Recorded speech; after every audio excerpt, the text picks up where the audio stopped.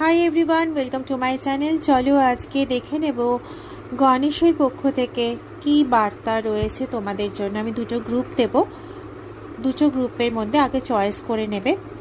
তোমার এনার্জির সঙ্গে যে গ্রুপটা চয়েসেবল হবে সেই গ্রুপটাই সিলেক্ট করবে এবং সেখান থেকে তোমার বার্তাটা তুমি গ্রহণ করবে, ঠিক আছে? আগেই বলি, এটা short reading, general collective reading, all zodiac সাইনের জন্য রিডিং,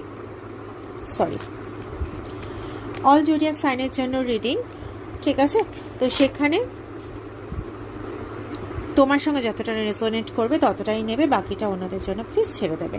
যদিও এটা পিক আপ টাইপের আমি করতে চাইছি, তাহলে সেক্ষেত্রে তুমি তোমার জন্য যেটা চয়েস করবে সেটাই তুমি তোমার বিধাতার বার্তা হিসেবে গ্রহণ করবে, ঠিক আছে?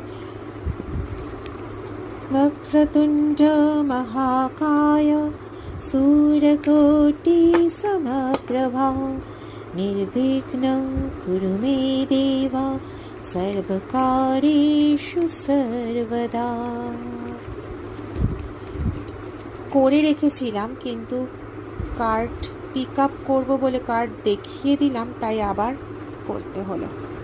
ওকে, চলো, এটা কার্ড 1, এটা পাইল 2, পাইল 1, পাইল 2, ঠিক আছে?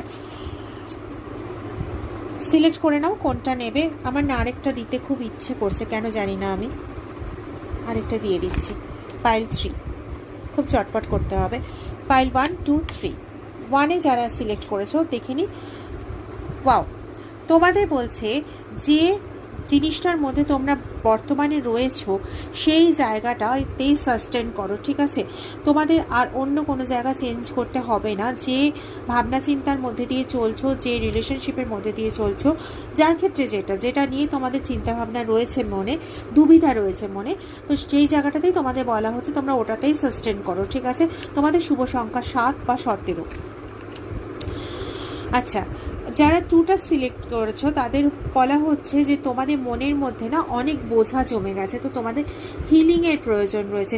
যারা বাইরে ঘুরতে যেতে পছন্দ করো তারা প্লিজ কিছুদিনের জন্য ঘুরে এসো, বা যেভাবে রিক্রিয়েশন করলে মন থেকে বোঝা ক্লান্তি সমস্ত দূরীভূত হবে, ঠিক সেই কাজটা করো। তোমাদের শুভ সংখ্যা 3, 6, 9।